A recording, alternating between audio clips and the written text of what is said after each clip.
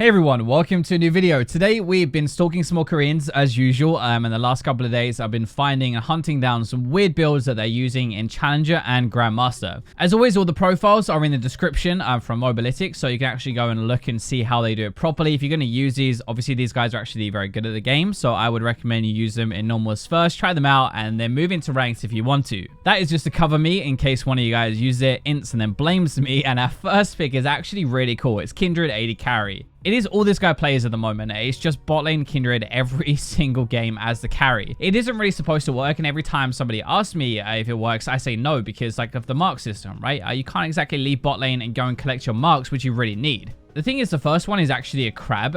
So when you're at 0 stacks, it's always going to be a crab. And hopefully bot lane at one point that you can actually go and take. The next ones, 1 to 3, are either the crab, the grump, or chickens. It depends what side you're on the map. But grump could be okay, so could the crab. So you can actually get those relatively easy. You also get them for takedowns. So if you mark the enemy support, for example, you go in, you only need 4 to really get the range. That is the sweet spot and where it becomes really important to get to that number. Once you have those 4, it's kind of similar to Ashe in range. Not quite, but it's really good as an AD. Like, the extended range is crazy good. The build we're going to look at might seem a little bit weird because it isn't attack speed focused at all. And Kindred actually has really good AD ratio. So you max your Q, that is 65% anyway. Your E is 80% as well. The build is full crit. It is Infinity Edge Rush though, Essence Reaver afterwards, and the same build that a lot of ability to crit champions are using right now, like Sivir for example, and Xayah. The reason this works is because your Q goes down to a 2-second cooldown anyway while in your W. So with that much AD behind it, with those ratios and the crit as well, it really hurts.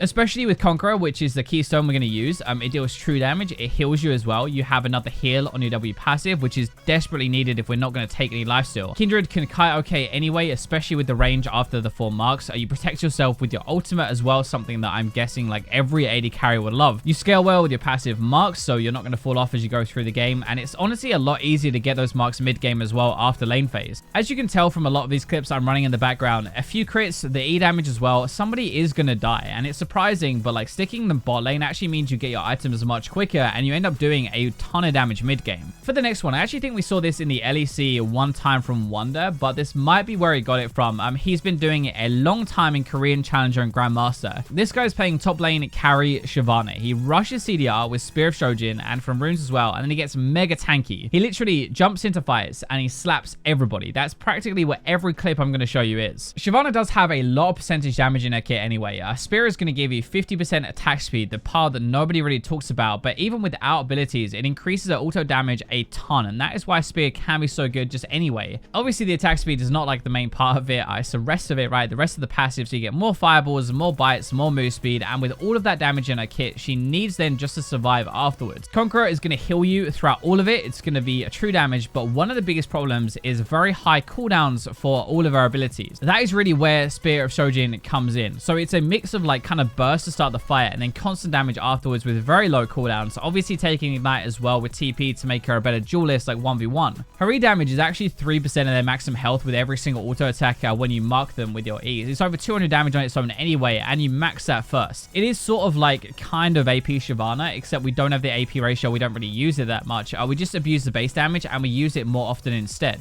There are loads of different items that this guy is going to use, but against heavy AD, she gets a Thornmail afterwards, a Spirit Visage as well, which is more heals. Titanic Hydra is a really good item on Shyvana. It's a lot more damage, but weirdly, he only does it in like very easy matchups. You would think that one damage item and then full tank wouldn't be enough damage for someone to actually carry, but as you can tell, like it actually is with Shyvana.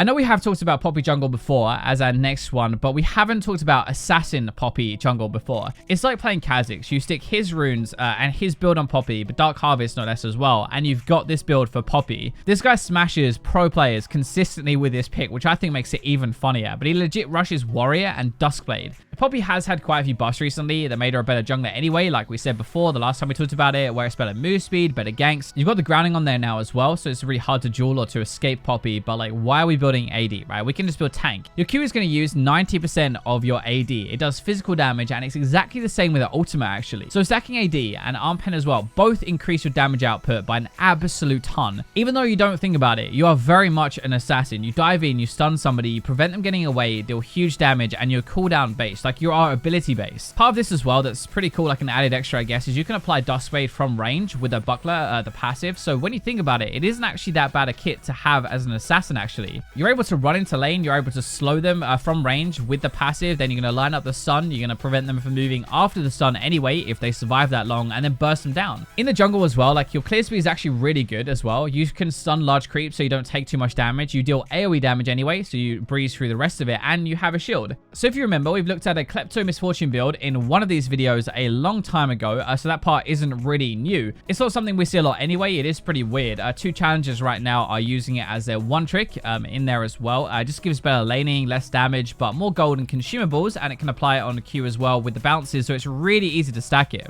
That part is pretty cool. It's very different to what we do. We always play Dark Harvest, and then we run like lethality builds, right? Like Dust Spade and Ghost Spade and stuff. That build is okay, but these are very different builds. There are two different ones. So the first is full crit and the stacking AD. It's kind of like a BF sword only build. It sounds like kind of a meme video from YouTube, but honestly, like this is how he plays it. Essence Reaver, Infinity Edge, Bloodthirster, Guardian Angel, and then maybe some attack speed afterwards. You are going to get 50% crit with this. You have some cooldown reduction. You get cooldown reduction from your runes as well. And basically your love taps, your Q, and your ultimate really hurt. You might think we're just stacking those items only for the AD, and partly, I guess, like the AD ratios are really good in Misfortune's kit, but your ultimate can actually crit as well, by the way, dealing 25% bonus damage, like on every single wave. The other guy is a bit different. It's sort of similar, but even weirder for me. He actually rushes a Death Dance into Essence Reaver, into Infinity Edge, Guardian Angel, and Bloodthirster. Basically, again, just stacking AD. Death Dance will heal from everything, so it is ult damage, Q, love taps, crits, you name it, and it'll probably heal you in the build. It's also a solid 35% cooldown reduction in the build from 2 items, so you can spam your Q out all the time. It's less about full damage, more about using stuff more often, but it's a very easy way to play Misfortune that apparently is really strong.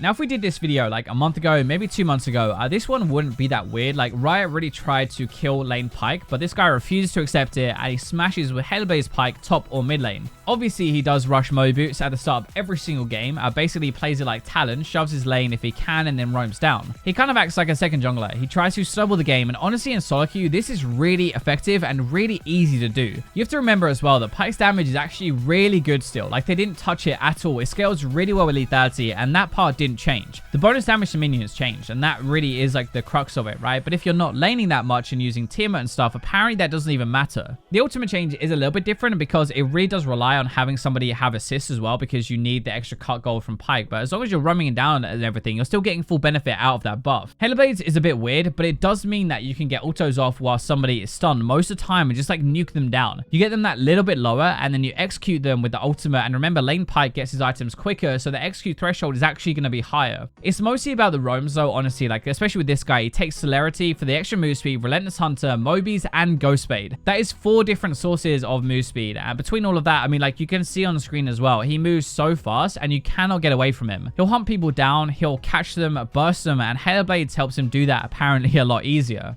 So we're going to go back to something that is a little bit weirder, and we've got a guy who plays Vi mid or top lane now. Runes are mostly press attack, tenacity, resolve secondary, and then rushing a Trinity Force, which is kind of what we do in the jungle anyway. Sometimes actually he does run Conqueror instead as well, which kind of makes sense. It makes a bit more of a brawler, like less upfront damage, but more over time, and obviously with the healing as well. Actually, if we dial that back a second, something a bit weird is his starting items are 3 rejuvenation beads and a potion every single game. I guess it does give good regen, hence the name, but that's really weird on its own anyway. I don't think I ever see people start that. Like, I guess Warwick does sometimes, and that's pretty much about it. After your Trinity Force, you're going to have like your Sterix, you'll have Spirit of Shojin as well. That's in quite a few games. Same kind of thing as like the Shyvana we talked about before, actually really strong. Then it's stuff like Guardian Angel, tank items as well. The thing is, even if he's not doing great, Vi is a great engage tool to have anyway. So we can just roam around and engage and help his team carry. Vi does have good base damage anyway. You've got good synergy with press attack, and laning actually isn't that bad. Some wave clear with your E, good trading with your W as well, especially against tanks with all of that damage. And the kill potential is actually there. Plus super easy to gank for because of our ultimate. There is no real way to escape. You can't really predict it either. It gives the jungler kind of time to jump into the fight, right? So actually it's really easy to gank for a Vi. It's kind of like Malphite. It's very rare that he uses ultimate in lane to fight somebody unless he's like guaranteed to get a kill and they're actually worth a lot of gold. Normally it's a pretty good gank. Like, I mean, she's a jungler normally, right? So you TP in or you roam down, you press R, and it's really good setup for the rest of the team.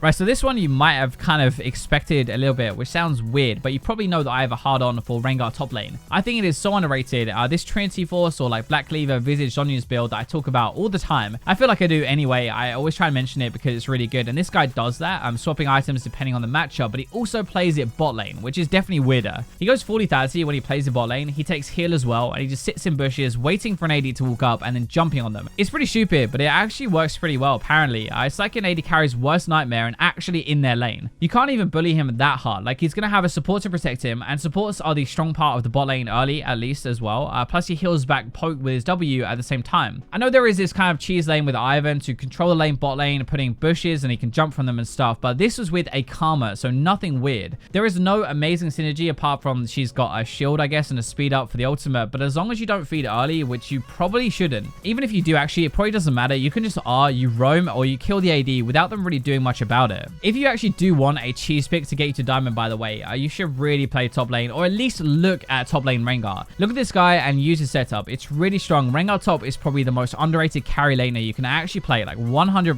So that's going to wrap up a bunch of weird picks that I found while stalking some Koreans. I actually have a couple of extras that I'll be putting into a new video, I guess, afterwards, but even stuff like people run Morello Nomicon on a Kai'Sa or the Spell Pen if they go the AP build. It's actually pretty cool. Thank you for watching until the very end. I'll be streaming some Kai'Sa with the Morello actually probably right now. If you want to come and watch, I'll be playing TFT, one of the two, but thank you for watching until the very end. But now I will leave you with the robots.